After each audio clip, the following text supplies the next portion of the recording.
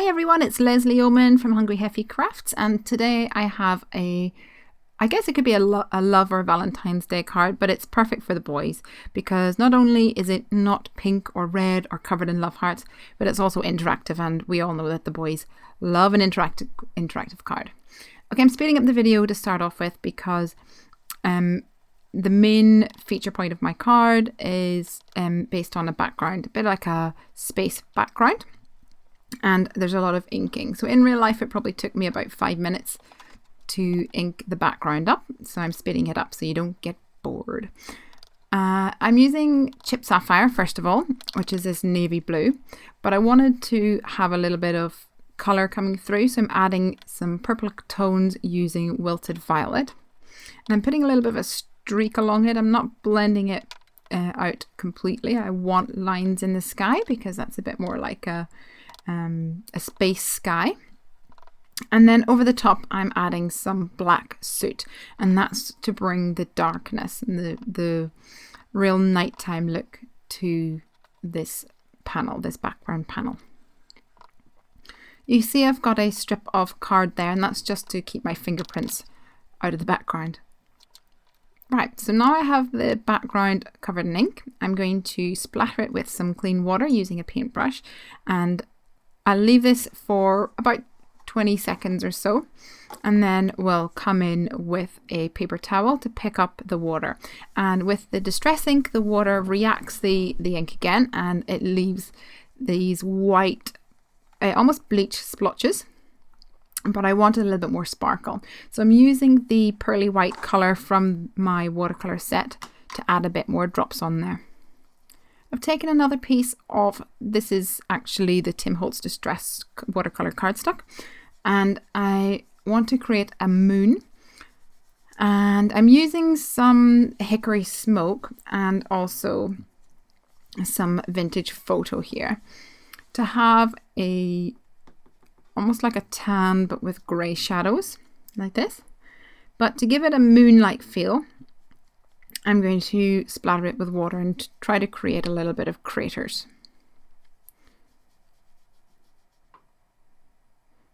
So this time I'm taking my paintbrush and holding it straight up, and in actual fact what happened was the water seeped away a lot, so I lost a lot of the colour.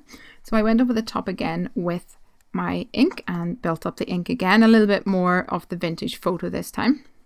And instead of just dropping the water droplets on and leaving it for a while, I took my paintbrush, drew a circle and dabbed it off pretty much straight away.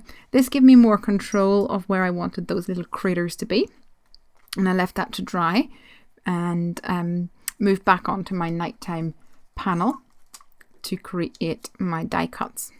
I'm using some circle dies from Spellbinders to cut a circle from my background panel, and also a circle to create my planet on the smaller piece that I have made.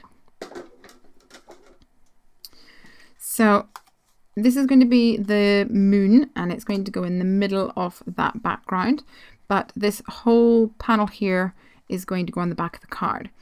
But to make sure I get the little streaks in the card all lined up, I'm not removing the circle from the background until I have it attached to my card. And this makes sure that there's the direction of the splatters looks correct whenever I have the outside panel stuck back on again. I use some Tombow mono glue for that, and only on the circle, as you can see, because I popped the outside bit straight off again. So the moon is using this die here, and it's going to go in the middle, but this is going to be a spinner card. So I need to put some foam or raise up this panel so I can fit a coin behind the hole, I guess, or the aperture, the gap, let's call it the gap. And I had a 10p on my desk, which is what completely inspired this card. So I used a smaller circle die, and I used some scratch cardstock, and I cut out probably about 5 or 6 layers or circles, and I'm layering them up one on top of the other with some glue to get a nice sturdy piece of cardstock. And I'll put an acrylic block or 2 on there to make sure it sticks. Now I'm going to move over to the rocket ship. This is a stamp. It was an unmounted stamp that I got from a local craft shop, and didn't have a manufacturer name on it, I'm afraid. And I'm going to stamp that onto some shrink plastic. This is a white coloured shrink plastic. I have not used it in literally years. I'm bringing it back, but I thought it would look awesome on this card, but my stamp was too big. Hence why I thought, I'll just shrink it. So I've stamped that using some Memento Tuxedo Black ink. And on the shrink plastic, there is a rough side and a smooth side, and I stamped it on the rough side. It's a bit harder to get a smooth impression on the smooth side, so I didn't want to take any chances. When you colour the shrink plastic, you can actually colour on the rough side with colouring pencils, but when you shrink it, it intensifies the colour a lot. So I thought I would actually shrink it first and then go ahead and add the colour. I'm using some tweezers and a paintbrush to try and hold this in place while I shrink it down. It can curl on top of each other and stick to itself. So when it's small, I put an acrylic block on it to smoosh it down flat. And there we go. There's my little rocket ship. I decided to colour in using some Copic markers. And the interesting thing about this was I only had to barely touch the tip of the marker to the plastic and it took the colour. So I am adding basic colouring. There's not a lot to it, just a couple of colours. And I'm nearly ready to assemble the rest of my card. So here's that stacked up circles, and it's going to go in the middle like this, and my moon's going to go on top. So let's stick this onto my moon. And I just eyeballed it, but I tried to make sure that it was in the exact center. This is going to go like that, and I thought it needed a little alien popping up. This is the Lawn Fawn Monster Mash stamp set, and I stamped it onto some Nina Solo White cardstock using my Memento Tuxedo Black ink, coloured it with a couple of basic Copic markers, and then cut it out using the coordinating die cut. So this little guy is going to peep out the top. Let's stick this down first of all. Once again, I want to make sure that it is in the center. Sorry, my head got in the way there for a second. And let's pop this little guy up here. So for the outside panel of the card, I need to raise it up so that it's just as high as that little stack of circles on the moon.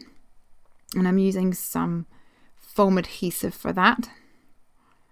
And I'm going to pop the 10p down first of all, and then put this onto the card. It's important to remember to not put the foam right up against the circle because you need a little bit of room for your 10p to swing around. Let's add a foam pop dot onto my coin and put my rocket in place. So now my rocket and my spinner card has its spinner element. I found that it was a little tight, so it worked better to spin the rocket, but I quite liked it because it didn't fall immediately down to the bottom of the card. For the greeting, I'm using this stamp from a Unity Kid of the Month stamp set. It is an older one. I think it was from January 2011.